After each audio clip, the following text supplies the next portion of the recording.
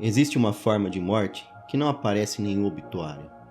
Não é a morte do corpo, nem sequer da esperança. É a morte do amadurecimento. O momento em que um ser humano, por razões que raramente escolhe conscientemente, decide parar de crescer. Ocupa um corpo de adulto, fala com voz de adulto, talvez até trabalhe e pague as contas. Mas por dentro, algo essencial permaneceu congelado num tempo anterior. Numa zona de conforto tão profunda que já não se distingue da própria identidade. Mary Louise von Franz, psicóloga suíça e discípula de Carl Jung, foi uma das primeiras a nomear esse fenômeno com precisão. Na metade do século XX, ela observou uma tendência que perturbou o suficiente para dedicar a ela uma série inteira de conferências. Adultos que não amadureciam. Ela chamou esse padrão de Puer Aeternus, em latim, a criança eterna. Imagine um jovem, chame-o de Gabriel. Gabriel tem 26 anos, é inteligente. Todos ao redor sempre souberam disso. Lê sobre filosofia nas redes sociais, fala com desenvoltura sobre política e arte. E tem planos, muitos planos. Vai montar um negócio, vai escrever um livro, vai em algum momento sair do quarto onde cresceu e construir uma vida própria. O problema é que Gabriel tem esses planos há 4 anos. E eles continuam sendo planos. Durante o dia, trabalha em algo temporário, porque o trabalho definitivo, aquele à altura do seu potencial, ainda não apareceu. À noite, joga videogame ou assiste série, porque o dia foi cansativo, e ele merece um descanso. Aos finais de semana, sai com os amigos, mas evita conversa sobre o futuro, porque sente uma ansiedade difusa sempre que o assunto surge. Sua mãe lava sua roupa, seu pai paga a conta do celular. E Gabriel, no fundo, sabe que algo está estranho, mas a sensação passa rápido sempre que ele abre o próximo episódio. Gabriel não é preguiçoso, e essa é a parte que mais importa entender. Gabriel está preso, e a prisão foi construída com tanto amor, com tanta boa intenção, que as grades parecem abraços. Jung adotou o termo Puer Aeternum para descrever o indivíduo que, como Peter Pan, recusa a travessia para a maturidade. Von Franz foi além. Ela mapeou a psicologia desse padrão com uma precisão que, lida hoje, parece menos análise clínica do que profecia social. Porque o que ela descreveu em 1959, num auditório suíço, descreve com perturbadora exatidão milhões de jovens no mundo contemporâneo. O Puer não é necessariamente infeliz, ao menos não de forma reconhecível. Ele pode ser encantador, criativo, cheio de potencial genuíno. Mas há nele uma alergia aos compromissos, uma resistência visceral a tudo aquilo que signifique fechar portas, porque fechar uma porta é admitir que o tempo passa, que as escolhas têm peso, que a vida não é um rascunho infinito que pode sempre ser reescrito amanhã. E essa resistência, que parece liberdade, é na verdade sua antítese mais perfeita. É a escravidão ao possível, a paralisia diante do real. Para compreender de onde vem essa fixação, Von Franz apontou para algo que a maioria preferia não examinar, o complexo materno. Não como acusação às mães, mas como descrição de uma dinâmica psicológica que se forma muitas vezes precisamente onde há mais amor. Ao longo de sua história evolutiva humana, mãe e pai assumiram funções psicológicas distintas e complementares. A mãe, pelo contato físico ininterrupto desde o nascimento, pelo cuidado, pela empatia instintiva com a dor do filho. Cria na criança um vínculo de uma profundidade que nenhuma outra relação humana alcança. Jung chamava esse vínculo de complexo materno, um acúmulo de energia emocional tão carregado, tão anterior à linguagem e à razão, que escapa inteiramente ao controle consciente do ego. Esse vínculo não é o problema em si, é a origem de toda a segurança psicológica, de toda a capacidade de confiar no mundo. O problema surge quando ele não é adequadamente atravessado. Quando o jovem atinge a idade adulta sem ter realizado a separação interior que transforma o filho numa pessoa. E é aqui que a figura do pai entra, não como autoridade arbitrária, mas como função psicológica insubstituível. O papel do pai em todas as culturas ao longo da história não foi apenas proteger e prover, foi acima de tudo separar. Mostrar ao filho que há um mundo além da segurança materna, que esse mundo exige sim sacrifício e risco, mas que oferece em troca algo que o conforto jamais pode dar, a experiência de ser verdadeiramente alguém. As culturas tradicionais compreendiam essa necessidade com uma clareza que a maternidade perdeu.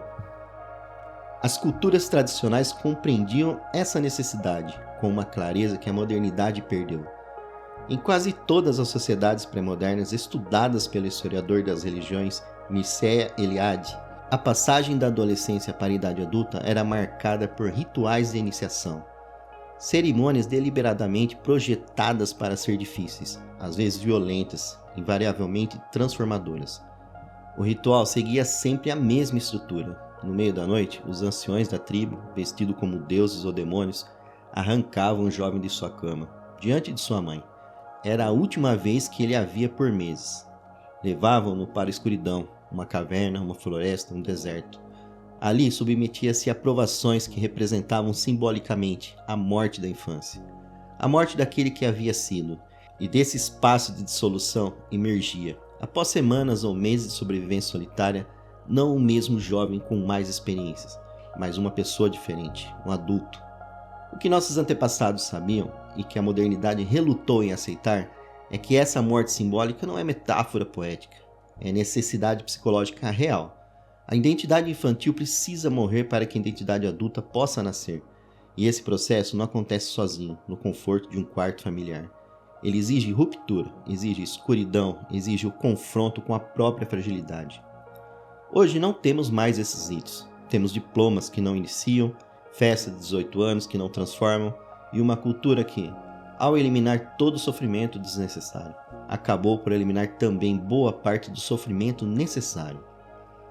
Gabriel naquela época recebeu uma proposta de emprego em outra cidade. Era uma boa proposta, não era perfeita. E essa imperfeição foi por semanas a justificativa que ele apresentou a si mesmo para não aceitar. O salário poderia ser melhor.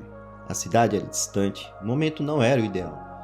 Mas numa madrugada insone, Gabriel parou de pensar na proposta e começou a pensar em si mesmo. E percebeu que havia anos que tomava decisões não com base no que queria construir, mas com base no que queria evitar. Evitar o risco, evitar o fracasso, evitar o desconforto de ser pequeno em algum lugar novo. De ter que provar seu valor sem a rede de segurança das pessoas que já o amavam incondicionalmente. Percebeu, com um peso que o surpreendeu, que havia confundido conforto com contentamento, que havia confundido a ausência de sofrimento com a presença de felicidade, e que o custo dessa confusão estava sendo pago em moeda que só percebia depois: tempo, possibilidade, a pessoa em que poderia estar se tornando e não estava. Ele aceitou a proposta. As primeiras semanas foram difíceis de um modo que ele não esperava. Não por razões práticas, mas porque pela primeira vez em anos estava sozinho consigo mesmo, sem rede. Sem a mãe no corredor, sem o conforto familiar que havia se tornado, sem que ele percebesse, a parede entre ele e a vida. E nessa solidão, que doeu de um jeito que nenhum videogame conseguia preencher, Gabriel começou, finalmente, a existir. O psicoterapeuta James Rollins, em Sob a Sombra de Saturno, cita um estudo revelador. Apenas 17% dos homens americanos declararam ter tido uma relação positiva com o pai durante a juventude. Na maioria dos casos, o pai estava ausente, não necessariamente fisicamente, mas emocionalmente. Presente no corpo, ausente na função. Esse vácuo produz uma cascata de consequências que von Franz descreveu com precisão clínica. Na ausência de uma figura paterna que mostre ao filho que há algo pelo que vale a pena lutar, que demonstre com o próprio exemplo como se comportar diante da adversidade, como se recuperar do fracasso, como habitar o mundo como um homem. A mãe, muitas vezes sem perceber, preenche esse espaço. E ao preenchê-lo sem perceber, multiplica o problema que tentava resolver. O que Jung chamou de mãe devoradora não é a mãe malévola, é quase sempre uma mãe que ama demais num espaço que deveria pertencer ao mundo. Uma mãe que superprotege porque o pai não estava lá para mostrar que o risco é suportável. Uma mãe que resolve os problemas do filho porque ninguém lhe mostrou que ele é capaz de resolvê-los sozinho. E o filho, recebendo esse amor total e incondicional, aprende, no nível mais profundo, anterior às palavras, que o mundo exterior é perigoso e que o colo é seguro. Essa aprendizagem não é culpa de ninguém, é tragédia estrutural. E seus efeitos se estendem muito além do indivíduo. Uma geração de homens que não foram iniciados produz uma civilização que perdeu contato com aquilo que a iniciação sempre transmitiu. A ideia de que a vida tem peso, que as escolhas têm consequências e que o crescimento exige morte e que essa morte é, paradoxalmente, a única forma de realmente viver. Jung escreveu que o jovem criado sem a possibilidade de se aventurar sozinho, de falhar, de corrigir os próprios erros, de tomar decisões por si mesmo, torna-se um adulto incapacitado diante dos desafios inevitáveis da existência.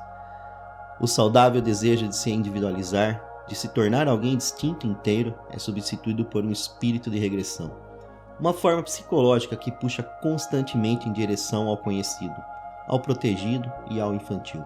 Esse espírito de regressão não se apresenta como covardia, apresenta-se como sensatez, como prudência, como a voz interior que diz: ainda não estou pronto, o momento não é propício. Quando as condições forem melhores, então agirei. E enquanto essa voz for obedecida, as condições nunca serão suficientemente boas, porque o problema não está nas condições, está no interior. A travessia que o Pur Eterno precisa fazer não é geográfica, nem profissional, é psicológica. É a travessia da identidade, de filho para homem, de possibilidade para escolha, de eterno futuro para presente habitado com intenção. É coragem de perder de vista a costa, sabendo que essa perda é o único caminho para descobrir oceanos novos. E talvez a pergunta mais honesta que cada um possa se fazer não seja estou pronto, mas sim há quanto tempo estou esperando estar pronto? E o que estou de fato esperando? A resposta a essa pergunta, por incômoda que seja, é sempre o primeiro passo da travessia.